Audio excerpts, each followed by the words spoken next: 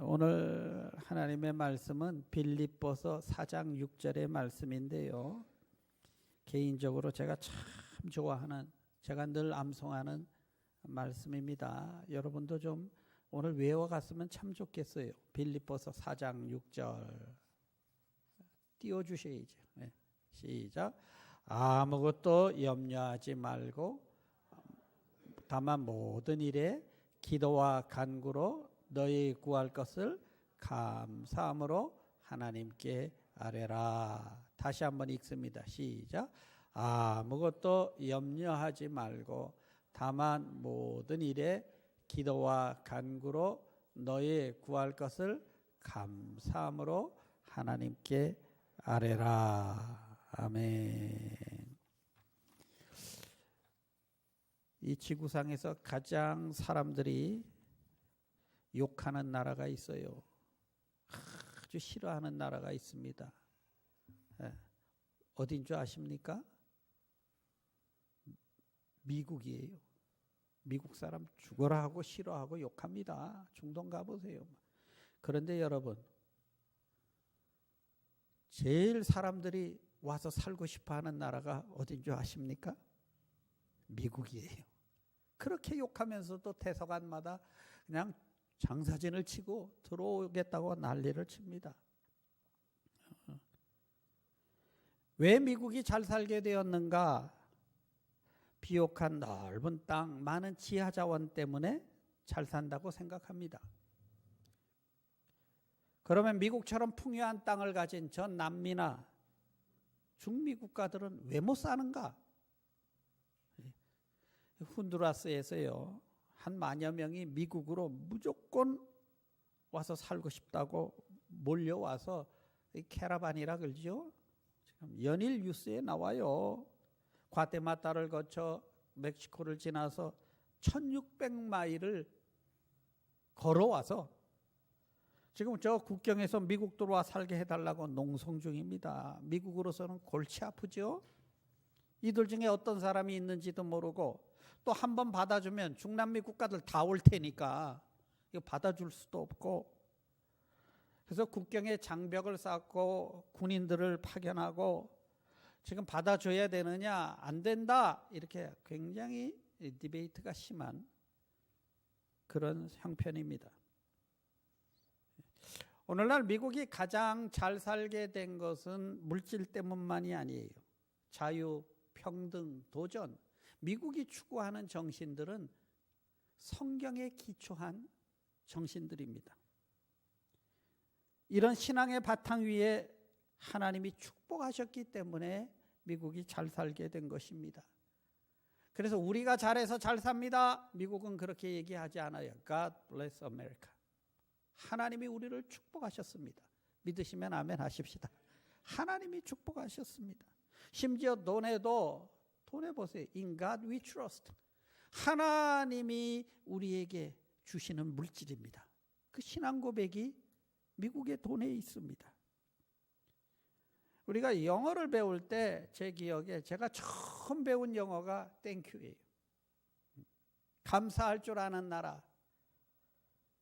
특히 하나님께 감사할 줄 아는 나라. 하나님께 감사하는 날을 국경일로 정해서 지내는 나라는 이 세상에서 미국뿐이 없습니다. 미국을 이끈 가장 근본적인 생각은, 사상은 청교도 정신인데요. 이들은 영국에서 신앙의 자유를 찾아서 1620년 9월 6일 메이플라워라는 조그만 범선을 타고 동부에 도착했습니다. 그들을 통해 미국 신대륙에 이제 아메리카가 시작이 된 것입니다. 남자 78명, 여자 48명. 그 겨울에 통나무 집을 짓고 살았는데 얼마나 추웠는지 영양실조로 반 정도가 죽었어요. 그 다음 봄에 농사를 짓고 추수한 것 가지고 예배를 드렸습니다. 옥수수, 콩, 밀 그런 열매를 가지고 야생 칠면조를 잡아서 음식을 만들고 하나님께 감격적인 예배를 드렸어요. 이게 미국의 정신의 시초입니다. 1864년 링컨 대통령에 의해서 11월 넷째 목요일을 땡스기빙으로 정하고 오늘까지 미국이 지켜내려오고 있습니다. 세계에서 가장 풍요로운 나라가 된 것은 이런 신앙의 바탕 위에서 하나님이 축복하셨기 때문입니다. 청교도들은 어디서 이런 생각을 가지게 되었는가? 그들은 당연히 성경에서 이런 믿음을 가지게 됩니다. 신명기 16장에 보면 추수감사절에 대해서 나옵니다. 이스라엘 백성들이 애굽에서 노예 생활을 하다가 하나님의 자비하심으로 인하여 모세의 인도로 기적적으로 나와서 광야에서 40년을 지내다 가나안 땅에 들어가기 직전에 가나안 땅에 들어가서 농사를 져 첫 번째 곡식을 가지고 이렇게 제사를 드려라 하고 모세가 유언처럼 하나님의 말씀을 받아서 전해주는 것이 신명기의 말씀입니다. 우리 신명기 26장 2절의 말씀을 함께 읽습니다. 시작. 내 하나님 여호와께서 내게 주신 땅에서 그 토지의 모든 소산의 만물들을 거둔 후에 그것을 가져다 광주리에 담고 내 하나님 여호와께서 그의 이름을 두시려고 택하신 그것을 가지고 가서 추수한 첫 번째 농산물을 가지고 단에다 놓고 제사를 지내게 된 것입니다. 이 감사는 첫 번째 것으로 드리는 거예요. 우리가 식사하기 전에 하나님께 감사합니다. 이것이 기독교 신앙이에요. 먹어보고 맛이 있으면 기도하고 맛이 없으면 기도 안 하고 그러지 않습니다. 우리는 음식을 먹기 전에 기도합니다. 먼저 감사하는 거예요. 아멘. 성경에 보니까 10명의 문둥병자 환자들이 멀리 예수님이 지나가는 것을 보고 소리 질릅니다. 예수님 우리 좀 고쳐주세요 하고 막 소리를 질러요. 예수께서 가서 제사장에게 너희 몸을 보여줘라 이렇게 말합니다. 당시에 문둥병은 전염병이라서 마을에서 쫓겨납니다. 그 마을에 다시 들어가려면 내가 전염병이 아닙니다 하는 것을 증명해야 돼요. 제사장 앞에 가서 몸을 보여주고 보세요 내 몸 다 낫어요. 그러면 들어와도 줬어. 이렇게 허락을 받아야 그 마을에 들어와요. 그러니까 너희는 이제 믿고 가서 제사장한테 보여줘라. 아직 문둥병이 그대로 있는데 그냥 가는 거예요. 가다 보니까 몸이 깨끗해졌어요. 할렐루야. 얼마나 감사합니까? 그 중에 한 명이 가다 보니까 내 몸이 깨끗해졌어요. 그가 다시 예수님 앞으로 달려 나옵니다. 사마리아 사람 한 사람만이 즉시 가던 길에서 몸을 돌이켜 예수께 돌아와 감사를 드렸다고 했습니다. 그러면 나머지 9명은 감사 안 했을까요? 그 사람들도 감사했어요. 단지 차이는 시간 차이입니다. 9명은 축복을 먼저 누리고 가서 제사장한테 보이고 그동안 보고 싶었던 가족들한테 달려가고 자기가 그 축복을 누린 다음에 감사를 한 거고요. 사마리아 사람 한 사람만 축복을 누리기 전에 예수가 달려와서 엎드려 감사를 했습니다. 감사는 음식과 같아요. 식은 후에는 맛이 없어. 여러분 늘 하나님 앞에 먼저 감사할 수 있게 되기를 주의 이름으로 축원합니다. 감사는 즉시 해야지 미루어지면 점점 마음이 퇴색해지고 결국은 감사하는 마음도 잊어버리게 됩니다. 신명기에 보면 이스라엘 백성들은 첫 번째 것을 가지고 감사의 제사를 드렸습니다. 그런데 그 감사하는 내용을 가만 보면 뭘 감사하라 했느냐면 너희가 과거에 애굽에서 노예였는데 하나님의 은혜로 자유로운 몸이 된 것을 감사해라. 이렇게 말합니다. 죄악의 생활에서 구원 얻은 하나님의 선택된 백성이 된 것을 감사하는, 기억하는 예배가 추수 감사절입니다.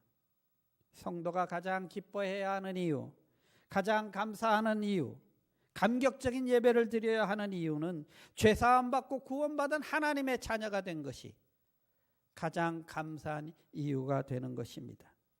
예수를 믿기 전에는 무엇을 가져도 허무하고 늘 공허감과 만족감이 없던 내가, 불행했던 내가 예수 그리스도를 주인으로 모시고 나서 찬양하는 모습이 추수감사절의 모습입니다. 감사절은 감사하면 내 마음이 이미 부자가 돼요. 감사하면 마음에 여유가 생깁니다. 유대인의 탈무드에 이런 말이 있어요. 이 세상에서 가장 현명한 사람은 누군가? 모든 사람에게서 항상 배우는 사람이다. 이 세상에서 가장 강한 사람은 누군가? 내 자신과 싸워 이기는 사람이다. 이 세상에서 가장 부유한 사람은 누군가? 자기가 가진 것을 만족하며 감사하는 사람이다. 성도 여러분, 감사하면 마음의 여유가 있고요, 부해집니다. 여러분, 감사할 수 있게 되기를 축원합니다. 인류 역사상 가장 짧은 기간에 초강대국이 된 미국은 이 청교도들이 어려운 환경 속에서도 좋은 음식을 가지고 칠면조 잡아서 인디안들을 불러가지고 함께 음식을 나눴어요. 감사를 심은 거예요. 여러분과 저는 그들이 심은 감사의 열매를 오늘 우리가 먹고 있는 겁니다. 감사는 이웃과 나누는 거예요. 다시 한번 말합니다. 감사는 하나님의 은혜를 기억하는 것이다. 감사는 이웃과 나누는 것이다. 신명기 26장에 보면 하나님께 드린 성물은 고아와 과부나와 나그네 같이 이렇게 어려운 사람들에게 나누어 주도록 합니다. 신명기 24장 19절에 나옵니다. 24장 19절 같이 읽습니다. 시작. 네가 밭에서 곡식을 벨 때에 그 한 뭇을 밭에서 잊어버렸거든 다시 가서 취하지 말고 객과 과와 과부를 위하여 버려두라. 그리하면 내 하나님 여호와께서 내 손으로 하는 범사에 복을 내리시리라. 추수하다가 한쪽을 좀 남겨놓으라는 거예요. 가난한 사람들 좀 먹고 살 수 있게. 과수원에서 과일을 다 땄어요. 그러면 이제 시간이 지나면 늦게 익는 과일들이 있죠. 그것도 전부 따지 말고 그건 좀 내버려 둬라. 가난한 사람들 좀 따먹게. 성경은 이렇게 말합니다. 나누며 살라는 거지요. 여러분, 싹쓸이 해가지고 나만 잘 살겠다고 하는 사람처럼 바보가 없어요. 그죠? 이것 하나님이 내게 주신 것이니 그죠? 나도 이웃과 나누면서 살리라. 아멘. 이게 기독교 정신이죠. 하나님이 주시는 축복은 두 종류가 있습니다. 이거 굉장히 중요한 얘기입니다. 하나님이 주시는 축복이 몇 종류가 있다? 두 종류가 있다. 하나는 일방적으로 주시는 거예요. 다른 하나는 조건이 있는 축복입니다. 일방적인 축복은 내 생각과 내가 뭐 원한 것도 없는데 하나님이 왜 은혜인지 나에게 그 은혜를 일방적으로 주시는 거예요. 예수 믿고 구원받을 때 뭐 내가 그가 언제 예수님이 이 땅에 오라고 한 적도 없어요. 나는 몰라요. 그런데 그분이 일방적으로 나 같은 죄인 살리시기 위하여 그 아들을 주시고, 할렐루야, 일방적으로 주시는 축복입니다. 그런데 예수 믿는 사람들이 이것만 있는 줄 알아. 그냥 다 은혜로 다 되는 줄 알아요. 그래서요, 믿기만 하면 다 된다. 굉장히 위험한 생각입니다. 제일 위험한 게요, 예수 천당 믿음 만능 이렇게 나가면요, 이거 참 이거 대책이 없는 사람이에요. 맞는 말인데 믿음에는 축복에는 두 번째 축복이 있다는 거예요. 그게 뭐냐면 조건이 있어요. 네가 내 말을 순종하면 복을 받고. 이 조건부의 축복입니다. 그죠? 말씀을 듣고 행해라. 그리하면 이런 축복을 줄 것이다. 믿고 행할 때 주는 축복입니다. 죽도록 충성해라. 그리하면 생명의 면류관을 너에게 주리라. 이런 축복이 있습니다. 그러면 감사는 뭔가? 감사는 두 번째 축복이에요. 내가 받은 은혜를 기억하고 나눌 때 받는 축복이지. 감사해요. 끝. 그게 아니에요. 감사해야 되는 건 당연한 것이고 그 감사를 나누기를 주의 이름으로 축원합니다. 감사는 나눌 때 30배, 60배, 100배가 되는 겁니다. 성경에 놀라운 약속이 있어요. 누가복음 6장 38절의 말씀입니다. 우리 같이 읽습니다. 시작. 주라 그리하면 너희에게 줄 것이니 곧 후이되어 누르고 흔들어 넘치도록 하여 너희에게 안겨주리라. 너희가 헤아리는 그 헤아림으로 너희도 헤아림을 도로 받을 것이니라. 우리가 이렇게 베풀 때 하나님이 더 채워 주신다고 약속하십니다. 그런데 여러분 정말 하나님이 축복하시는 감사가 있어요. 그건 언제냐면 도무지 감사할 수 없는 환경인데 믿고 감사를 드리는 것. 이때는 하나님이 일하시게 하는 때입니다. 믿고 감사하면 감옥에서 찬양하니까 옥문이 열리는 거고요. 감사할 수 없을 때 청교도들이 감사할 수 없는 형편에서 감사한 거예요. 저는 그래서 미국이 먹을 게 제일 많은 나라가 됐다고 생각합니다. 여러분 여행해 보세요. 미국보다 먹을 게 많은 나라는 이 세상에 없습니다. 유럽 저 영국 가니까 비스켓 2개에 티 하나. 그냥 저 스위스 같은 데 가보세요. 샌드위치 하나 놓고 $20 놀래가지고. 여기서는요 2불도 안 돼. 일본 가면 더 불쌍해요. 여러분 이렇게 먹을 게 풍성한 건요 그 없는 가운데 눈물로 감사를 드렸던 그분들의 정신이 미국 땅을 움직인 거예요. 할렐루야. 그래서 우리가 복을 받은 거예요. 어려울 때 감사하십시다. 어려울 때일수록 나누십시다.